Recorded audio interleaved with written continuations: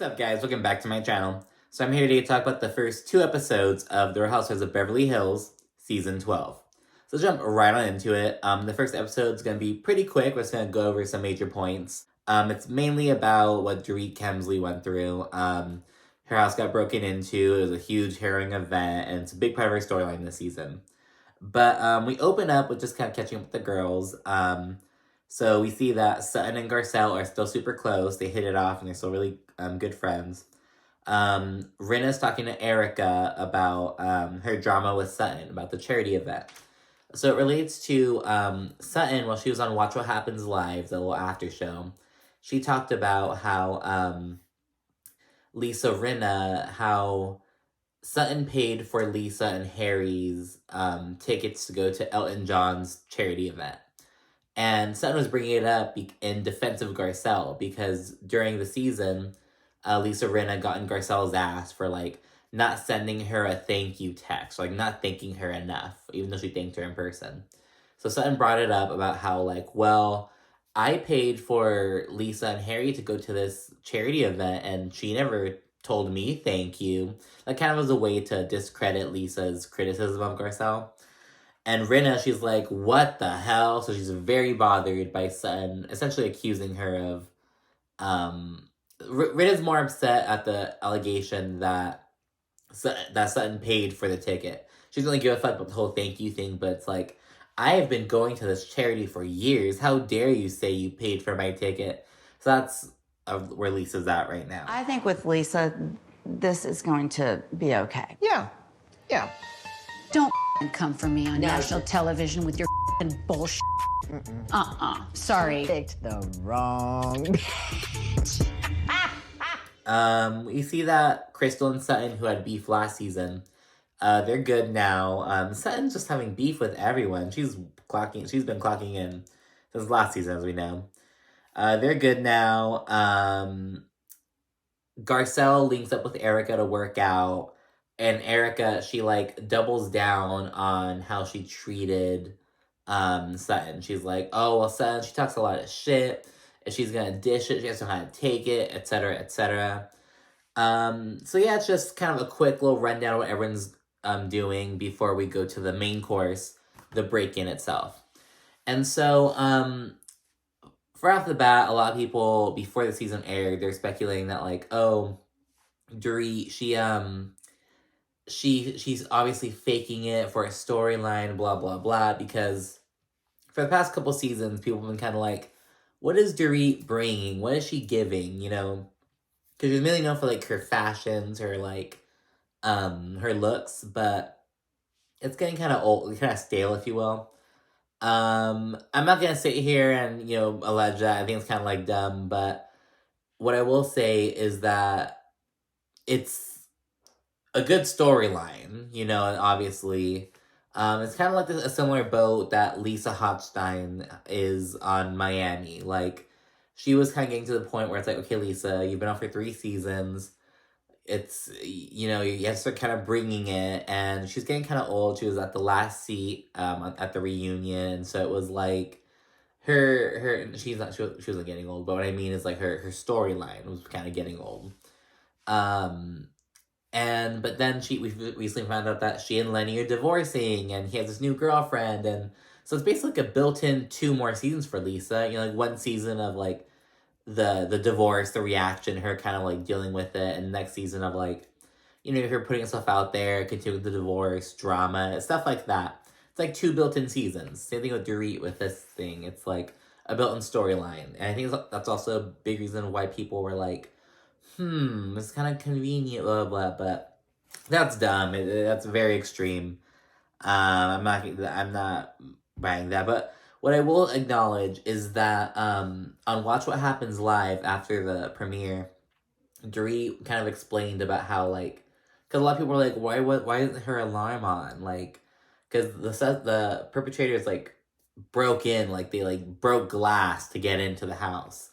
And people were why was no alarm? And Dorit said that she deactivated the downstairs alarm because if her kids go downstairs or something, so they won't set up the motion detectors. And I was I have, like, I have, like, my dad has an alarm system and stuff, and, like, there's a way, like, there's a stay function, there's, like, an away function. And the away function is when the sensors are, you know what I mean? Like, and even if your alarm system were off, wouldn't the glass being broken trigger, like, I've dropped, like, a cup, like, a plastic cup that didn't even, like, shatter, and it set the alarm off. Like, I don't know if, I think the alarm was set. I don't know, but, like, it'll hear the glass breaking. It's a separate thing, you know? But I was really confused about that. I think that maybe the alarm wasn't set at all, because she made it sound as though, like, oh yeah, like, the upstairs was set, but, like, I don't know, but it was, like, so it wasn't set at all, I think. That's the only thing that's kind of weird, but I think it's obviously that, like, it just wasn't set. And yeah, so we see the immediate aftermath, everyone kind of dropping into, drop by and make sure Dorit's okay. And then we also see interaction between Kyle and Sutton. So Kyle's at her house crying about what just happened with Dorit. And mind you, her house was broken into just a couple of years ago. They stole, like, all kinds of shit, all kinds of, like, vintage handbags that her mom left her and jewelry and all kinds of shit like that. And I think there may have been, was there another robbery on Kyle? I know that for sure the one that was fairly recent was, like, an older one. I don't know, maybe I'm confusing some other person, but she's had at least one recent robbery, so I think it's kind of hitting her, and it's a very big deal. The perpetrator, Dorit said that he had, like, a gun, and he, like, held it at her head, and it was a big deal. So Kyle's really emotional. Sutton drops in, and she's very, like, kind of, I don't know if scatterbrain's the right word, but you can tell there's lots going on. Like, she pulls up, she's like, oh, I have allergies, and my eyes are red, and I just found cookies in my car. Like, it's like, she gives a lot of information in, like, one sentence. Aww. It's gonna make me cry. My allergies are so bad, so I look like I've been crying. Guess what I found in my car? Cookies from yesterday. You did. Give it to me. I think there's a lot of information when it gets to the door, and it's like, oh, like, and then when we're sitting down talking, Sutton basically, Calvin's talking about, like, what went down with Dorit, like, oh, Dorit, she just had a break-in, etc., etc. And Sutton's like, oh, yeah, like, I've had a really crazy day, too. Like, kind of just, like, Sabrine's talking about, like, how her French designer was, like, he had, like, immigration issues and, like, something along those lines. And Kyle's just like, our friend just got robbed at gunpoint. Like, can you... So Kyle feels like Sutton's being really apathetic. And yeah, people on Twitter was like, oh my god. And so it was... I don't know. It was funny. I guess it was funny. Terrifying. Begging for her life. And I was on the phone with PK, who was bawling. I've been putting out fires all day today, too. But it might just be that kind of day. What fires are you putting out? Oh, gosh. You know, I've got this French designer that I'm bringing in. Immigration is just... Listen. That doesn't seem like a fire after what... Well, it is for me and my business and what I'm trying to do. And I know, but I was expecting you to say something more like... No, and, well, Waylon, I couldn't find him. Well, these are, you know, it's all relative. I know. I mean, I wasn't held at gunpoint, I'm sorry. What is wrong with you? Then later on, Kyle, she throws a little powwow for Dorit at her house, kind of just, like, to comfort her and have all her friends over and kind of just shower her in love. Everyone drops by except Sutton. When Dorit comes, she shares that, like, she recounts the event, talks about how she heard someone open a door and she thought it was one of her kids. Then she thought it was an adult man, and I guess they thought it was, like, they thought no one was going to be home, but because PK, her husband, he wasn't home. He was in London. So maybe they thought, like, the whole family was in London or something. So they went, saw Dorit was there, and I guess the robbers freaked out, and Dorit, she, like, kind of calmed them down, even though she was freaking out. She was like, okay, like, take whatever you want, just don't hurt me, whatever. She was really emotional. PK arrives, he gets in from London and goes straight to Kyle's house because everyone's there. And PK's very emotional because he's like, I wasn't there. I was there to protect my family, stuff like that. So it's a really emotional, heavy scene. And then while they're all there, I believe it's when Garcelle's arriving. Like, because Kyle's dogs start barking, and Dorit freaks out. She's like, "Oh my gosh, Kyle, see what that is?" Like Dorit's very in that mindset, very very anxious. And we see it again once they're all leaving. PK and Dorit are going to the car, and Dorit, she's talking about how like she's just so happy PK's there and he's back and can comfort her.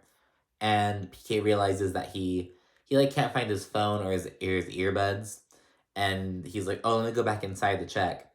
And while Dorit's outside by herself, she like sits down and she's crying and she's soothing herself like, "Oh, I'm okay, I'm okay." And she's in a very emotionally raw state. 'Cause it's only like 24 hours since she was robbed, and it wasn't like because Kyle was robbed when like she wasn't home. It was like coming back home and finding your shit gone.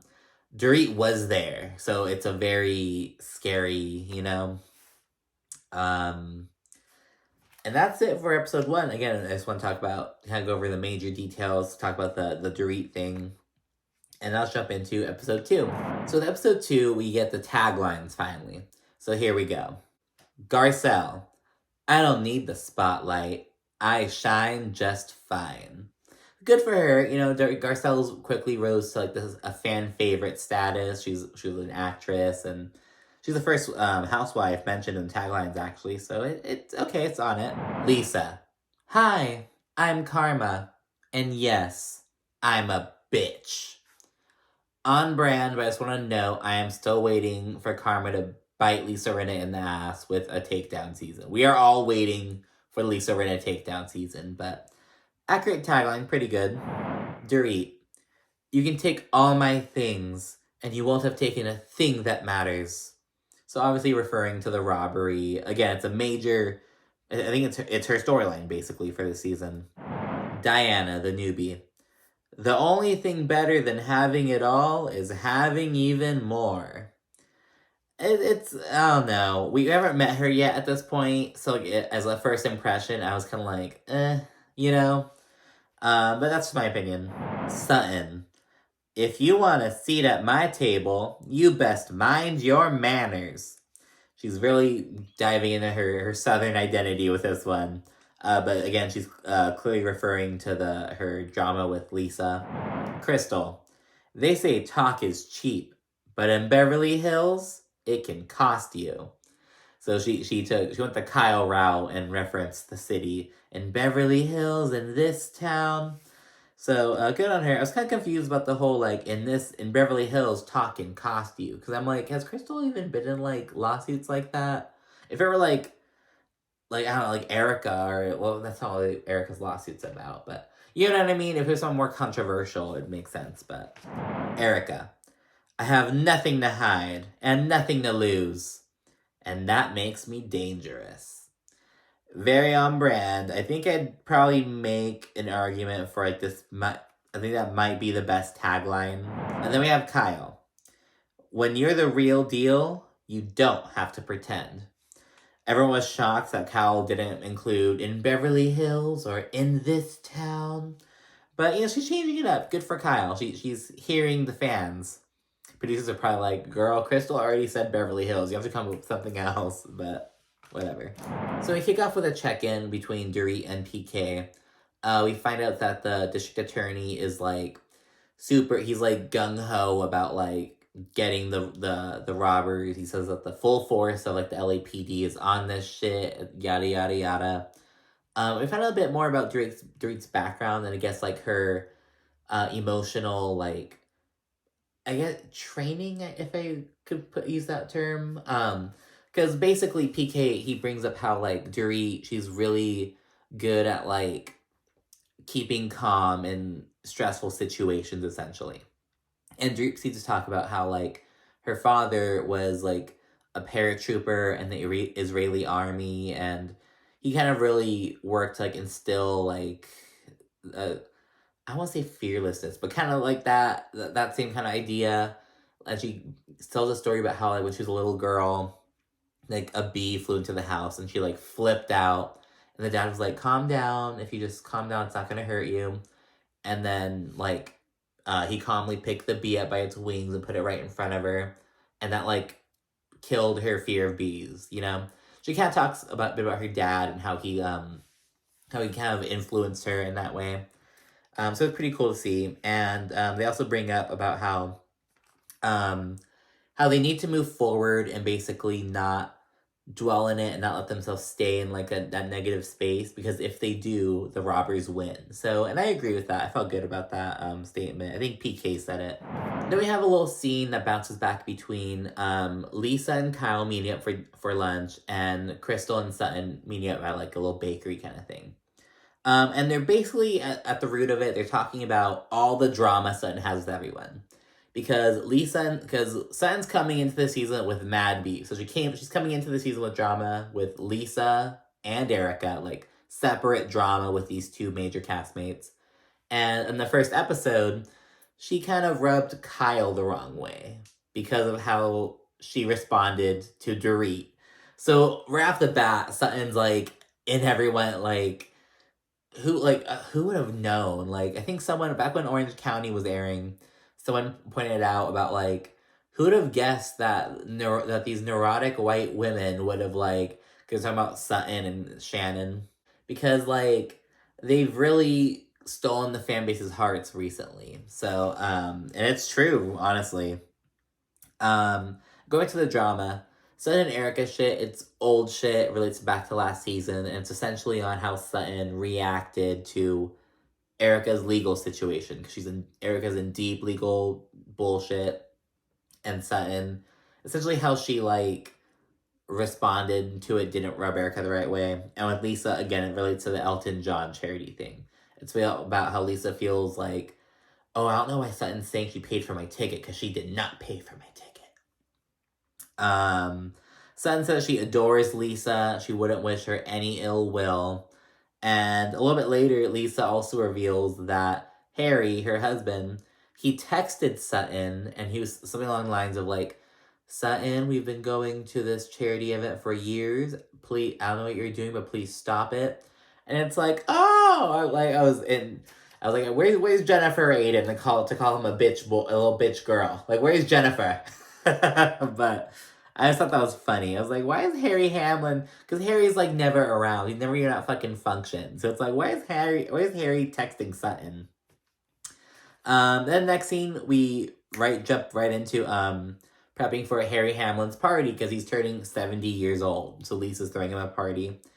And side note, I really like, so usually when there's like a major event like this, it's usually like right at the end of the episode. But in this one, Harry's party was like in the middle. So I really liked that. So prepping for his party, everyone's getting ready and stuff. And we see Lisa and Harry like at the actual event space. And well, first off, she begins introducing Diana. She says that she's Bosnian, she's 48, and had a recent pregnancy. And she's very rich. So that's all I really know about her at this point. And Lisa, she says that she doesn't want to talk about the issue with Sutton at all at the event. And she even put Sutton's name, like her little name card for like the seating placements or whatever. She puts it at the end of the table and is like, I don't want to deal with her. Whatever. We see some of the other castmates, they're carpooling over. It's Kyle and Dorit and their respective husbands in one car. And then in the other car, it's like Crystal, Sutton, and Crystal's husband. And Kyle's basically sharing with Dorit about like, well, first off, it's PK, because PK brings up about how Sutton didn't show up to Kyle's little powwow. He was like, oh, Sutton didn't show up, did she? And Dorit's like, no, but she texted me, and we're not super close like that. And then Kyle goes in talking about how she felt Sutton was being rather insensitive. And then right at that moment, it switches over to Sutton. And Sutton's like, I am an empath. And I was like, Sutton! it was like, girl, that's like a meme at this point. Like, I am an empath. It was like, okay, fucking Shaden Dawson. Like, fuck. I saw Kyle yesterday. Oh, you did? She had just seen Dorit. I'm a big empath, and I take things in.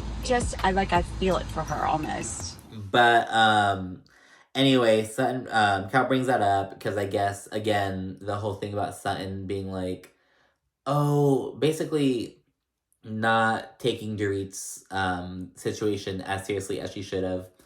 In fact, when it was first going down, Kyle was like, "Oh, I feel like you're comparing your problems to Dorit's right now, but they're incomparable." And Sutton's like, "Oh well, I'm sorry, I did have a gun to my head," and that really rubs PK and Dorit the wrong way. And so yeah, everyone's just it's just like Sutton was being rather apathetic and insensitive. And the cherry on top was the whole thing about Sutton being like, "Oh, it's not like I had a gun to my head." So, and it's like, girl. So that's how everyone's feeling about that. Again, PK and Dorit are very taken aback, but yeah, it is what it is. As everyone's rolling in, Sutton, she shares that she's feeling in the hot seat because, again, she has major drama with Lisa that involves Harry Hamlin, and it's his birthday party. And she also has major beef with Erika. So she's kind of like, I feel kind of weird, but, whatever. It's like, you go, Sutton. Do your thing. Oh, we finally meet Diana. She rolls in with her young fiance, Asher. So Diana's 48. Asher is 15 years younger. He's 33. The other girls describe her, Crystal describes her specifically as a firecracker, the it girl of Europe. She's a part of the glitterati, all this shit. Everyone's swooning over how wealthy she is. And people on Twitter, they think the fiance is gay. And it's like, I see what they mean, but it's like, we go on to learn that, like, he's a former model, and, like, he has a heavy, he, like, grew up in, like, a big Broadway scene, and it's like, maybe he's bisexual, that's, who cares? Let him do his thing. But anyway, that's what Twitter's saying. Once everyone kind of greets each other and begins mingling, they all sit at the table to eat. And we zoom in on, like, PK. He's talking to Lisa, and he's basically talking shit about the burglars. He's like, they missed all her expensive jewelry, and Shep says, like, oh, this wasn't like the Pink Panther or anything. It was like a smash and grab. He says that they only took like 30 purses and his watches, but the most expensive watch was only like 60,000. And everyone's like, oh, that's not bad. He's like, yeah, it's not bad at all. And it's like, PK, do you want them to come back? Like, fuck. Or like, but it was like, no, like be like, oh, they took all kinds of shit. So don't rob us again, because we don't have shit, But like, don't let people know what you have.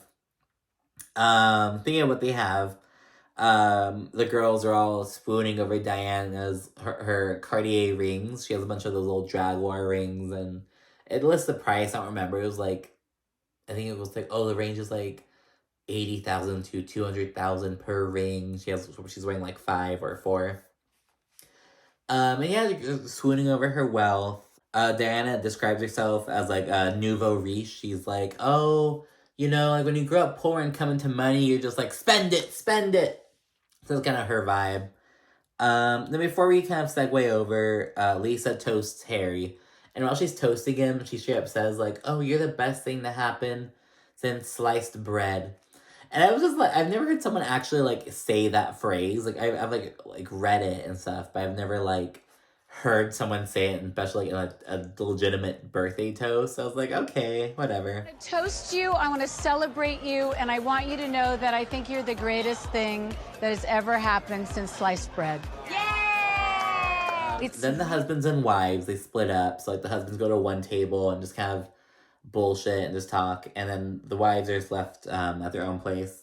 And then we're all while the women are together, Sutton kind of jumps in and she addresses the elephant in the room with Lisa, basically their drama. But when Sutton begins talking again, she has that southern drawl. She's from Augusta, or is it Savannah? I think it's Augusta. It could be Savannah. I have a homie in Savannah. Shout out to you. Shout out to Neil. But yeah, and then while Sutton's talking, Diana, she's like, I love her accent. And it was just like, girl, it's like, it's like, you can compliment someone's accent, but not like when they're talking and they're be like, dick, I don't know. It was like, girl, like, do you like when people say it about you, like, while you're trying to talk about something? It was like, bitch. But anyway, Sutton apologizes, and she says that she may have overspoken, and she didn't mean to hurt anyone. She was just, she basically talks about, like, oh, I messed up, put my foot in my mouth, and I apologize. And Lisa, she passive-aggressively accepts the apology. She's like, oh, well, you know, I'm glad you're apologizing. I am. But you didn't pay for our tickets, and that was wrong of you to say, and that's not true. She really just goes in, and she also accuses Sutton of canceling at the last minute. So she's like, you cancel at the last minute, and Harry and I had to scramble for tickets. I appreciate you saying you're sorry. I do. But you didn't buy a table. So let's just be clear about that. What? You canceled your table at the last minute. Yeah, you did. And you left them high and dry. And I had to scramble to get the tickets that we were supposed to have. I canceled the f***ing table? That's what they told me. Harry's publicist. Well, they're lying to you. And Sutton is kind of like, what the fuck? She's really taken aback. She's like, I canceled the table. And Lisa just keeps going, and she keeps insisting that Sutton cancel the table. And Sutton's really pissed off by this, because Sutton's like, I'm a very philanthropic person. I'm huge into charity. I would never cancel, like, you know, like, she's like, what? So Sutton, there's immediate tension. While they're going at it, Garcelle proceeds to kind of chime in and ask Sutton, well, Sutton, did you bring, like, a receipt? Like, did you bring receipts? And obviously Garcelle knew that. They must have talked about it before then, because Sutton did bring receipts. She brought, like, an interaction between her and someone from the charity about her paying, that confirmed that she paid for Lisa's tickets. So Sutton's like, yeah, I have my receipt. And right when she brings it out, Diana, she's like, oh, she's all of a sudden clutching her pearls, talking about how this whole thing is classless. We should not be talking, like, we should never talk about charity thing issues. And it's like, well, bitch, where is this opinion when your homegirl Lisa Rinna, because she's coming on via Lisa Rinna, and say, where were you when Lisa Rinna was bringing this bullshit up? Sutton just apologized, and it's just like, I don't know, I didn't like that shit. It's like, I think Lisa Rinna is the last person on this cast who should have brought a newbie in, you know? Because obviously when you bring a newbie in, it's like an automatic, like, ally. And it's like, I think she's the last person who should have brought, like, a newbie in, you know, like, honestly. But yeah, and then Diana continues acting like Lisa's bodyguard, and just like, yeah, it's just not cool. During their back and forth, Sutton goes on to accuse Lisa of slander. And this sets Erika off, who's just been sitting there quiet this whole time. And Erika's like, slander. What an interesting word. Slander. And it's just like, bitch, shut up. Like, you sound stupid. Like, you sound like a dumb bitch right now, Erika. Like, honestly. I used to like Erika, like, a couple seasons ago, but it's like, girl, it's like, this whole, like, big bad month is like, oh, I don't know, with your broad shoulders and your square chin. I also know what slander is.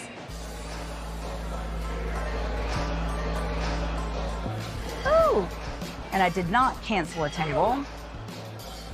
Are you gonna sue me? Are you gonna sue me for cancel? You canceled a table at the last minute. Per my publicist. Cancel a table. And he said, I'm sorry, you and Harry no longer have tickets. Anyway, Garcelle and Erika eventually, they, like, encourage Sutton to produce the said receipt, because everyone knows Sutton has the receipt, but she hasn't, like, opened it up and used it yet, essentially.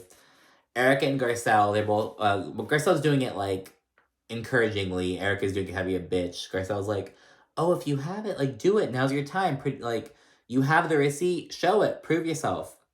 And Erika's like, I agree. If you have it, use it. So Sutton brings it out, hands it to Garcelle, and Garcelle confirms that Sutton paid for the table. And in response, Lisa all of a sudden switches to victim. She's like, you didn't even hear it in her fucking voice. She's like, I'm not trying to say anything than what I was told. And it's like, girl. I'm not trying to be anything other than this is what I was told. You guys, Diana can speak. The girls did acknowledge that, like, Sutton did apologize. Like, well, she already apologized. The issue should be squashed. You know, let's bury the hatchet. So Lisa and Sutton kind of make up. They literally hug. And it's kind of weird. Kyle Ship says, she's like, oh, this is the most phony shit ever. And then once Sutton and Lisa, who, by the way, are currently on horrible terms, because Lisa has been blasting Sutton on social media since before the fucking season started. But anyway, they're like supposedly cool now. And then once they're like making up again, they're like, okay, we're all good. Erika jumps in. She's like, where's my apology to Sutton? Out of like nowhere. And it's like, well, girl, why do you care? If you don't like Sutton so much, why do you care if she fucking apologizes or not? And then Sutton says, oh, you're not getting one. Erika, why not? And Sutton says, because I don't like you. And Erika, she's like, oh yeah, like, oh, it's a mutual thing, yay. Just being all stupid.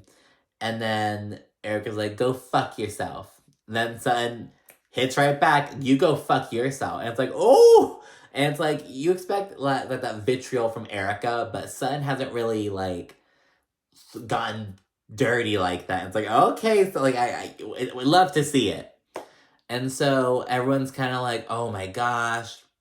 And then Erika continues being a very, very aggressive and just, like, nasty. She's just, like, going in, and it's like, oh my gosh, like, I don't know. Erika is just so angry at Sutton for stuff from, like, last year. For stuff from fucking last season. But yeah, Sutton, she matches Erika's vitriol. Sutton's not here for Erika anymore either. And yeah, eventually Garcelle stands up for Sutton, and she basically sets all these bitches straight. She's like, okay, I'm about to walk out. Like, fuck this bullshit. I feel like they made up already. Sutton apologized. We're just being mean for the sake of being mean. And then she gets everyone to calm down. And then later on, because Garcelle's kind of cool with everyone at this point. She had a little thing with Kyle, but Garcelle's cool. And then she goes up to Erika, and she's like, and you cut it out. Like, kind of jokingly. And Erika's like, what? She's like, shut up. And Garcelle's like, no, you shut up. You stop. Like, it's very joking and light, but it's still like, you can tell Garcelle's not here for the bullshit. She's like, I'm not gonna let you verbally abuse my friend, you know? So yeah, everyone makes up, and again, Kyle's like seeing right through it, and the party's over. And when I say everyone makes up, I mean like Sutton and Lisa make up, obviously. Then after the party, we have 2 more scenes, one of which is like a little home scene for Diana. We found out more about her. She has a 22-year-old son and a 19-year-old daughter from her first marriage. And she has a 1-year-old baby with her Asher, her husband, who everyone thinks is gay. We found out more about like her background. So she was raised in Bosnia, and she left once the war broke out. And she was a refugee and wound up in London, and she said she, like, really struggled for a few years, you know, just kind of getting by, and then she eventually married a very, very wealthy investment banker. Had a couple kids with him, was married for a while, got divorced, and is living the fabulous life. She met Asher shortly after her divorce. She met him at, like, a Victoria's Secret party, she said. I was like, oh, like an orgy? But she met him at a Victoria's Secret party. And yeah, they've just been together. And something that was interesting, I thought it was really cool that, like, because Diana's family, like, because I have a huge age gap between me and my two twin brothers. Like, they were born when I was literally, like, a little bit after my 21st birthday. So yeah, like, it's a similar kind of dynamic. Like, the same age, like, when I was 22, my brothers were 1, not my youngest brother. I have a few different brothers. But yeah, so that was really cool to see that, like, on TV, you know? It's like, oh, so California of us. And then, so yeah, just a quick little family scene, kind of seeing more about Diana. Yeah, I sort of went up to her on this part, you know, we got to see her, like, at home and stuff, but for a while, just, like, I don't know, just so, like, dick ridery for a little bit, you know what I mean? Everyone's like, oh, Diana, and just, like, you know, I was like, I don't even know this bitch yet, you know, but She seems okay. Then for the last scene, we see Kyle and Sutton linking up once again. Once they're together, Sutton herself brings up that her French designer, he successfully is getting through immigration. And again, this was a source of Kyle being irritated with Sutton the other day. And so Kyle brings up how she felt. She basically like, oh, so while we're on the subject, I felt as though you were being rather apathetic when following Dorit's thing, blah, blah, blah. And someone on Twitter described this moment as like Kyle trying to gaslight Sutton and Sutton gaslights her right back. I don't think that's like, okay, because I think Kyle's just addressing an issue, because Kyle's addressing how she felt. She's like, I feel like you were being apathetic to this. Now, I do think that she's like, it's because Sutton was, and it's not kind of thing like, oh, you weren't crying enough or something like that. It's like, you weren't giving this the time of day. That is what Kyle's issue is, I think. And how Sutton claps back is like, oh, well, like, I was just in, like, a work mindset, like, I guess. Like, I don't even remember being apathetic at all. Like, that's just... So I think Sutton may have been a little gaslighting. She was like, I don't remember that at all. That didn't happen. Like, I wasn't apathetic at all. So that's kind of where we're at right now. And this really rubs Kyle the wrong way again, because Kyle's like, so it's one thing for your reaction to be apathetic, but it's another thing to, like, double down on it. Because instead of Sutton being like, oh, I fucked up, yeah, it was just, she just kind of keeps making excuses. Like, at one point, she's something about, like, I'm not good with robberies. My house was robbed when I was 14 years old. I'm not good with guns. My father shot himself with a gun. And it was like, she's using that as an excuse for why she, like, was apathetic.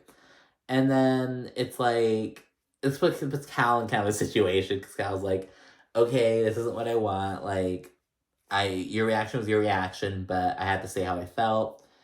And this kind of leaves Kyle with a sour taste, because she's like, this isn't how Sutton is. Like, Sutton isn't usually as apathetic. And so, again, it's just judging Sutton's reaction to something, and it's just like, I don't know, I get where Kyle is coming from, but I also kind of get Sutton being like, well, I mean, was I supposed to cry? Was I supposed to? But at the same time, I was like, girl, damn well you could have just bitten your tongue about your French designer. You could have just given Dorit, like, that day. You know what I'm saying? But at any rate, that's kind of where they're at. And yeah, it just ends with Sutton denying there being an issue, and Kyle just being like, what the fuck? Can you be so insensitive? I don't know if that you're just so wrapped up in your own world that you're not even listening, or you just don't care. What was I supposed to do, Kyle? Your reaction was your reaction. Your reasoning is your reasoning. But I had to say something, because it has been bothering me. No, not saying it. And again, that Sutton's putting in all kinds of work. Eventually we'll see her feud so we're seeing her feud with Kyle now a little bit. Not like an active feud, but like a little passive feud. But it's also connected to Dorit, because Kyle's upset with Sutton for not being upset enough for Dorit, basically. So there are those two cast members already. Sutton's feuding heavily with Erika, heavily with Lisa Rinna. Later on, we see her feuding with, what's her name? With Diana. And she also gets into something with Crystal, but I guess that's more of like a Crystal Garcelle beef. But we see all kinds of shit going. Oh, it's crazy. I feel like it's going to be a really good season, Beverly Hills. That's why I was like, I really have to review. I was planning on reviewing it anyway, but I was putting it off. It's been crazy lately. But at any rate, thank you again for watching, and be sure to stay tuned for more. I'll be recording the last installment of Your House of New Jersey, Season 12, later on this weekend. But yeah, stay tuned, like, comment, subscribe, and I'll see you guys later. Bye.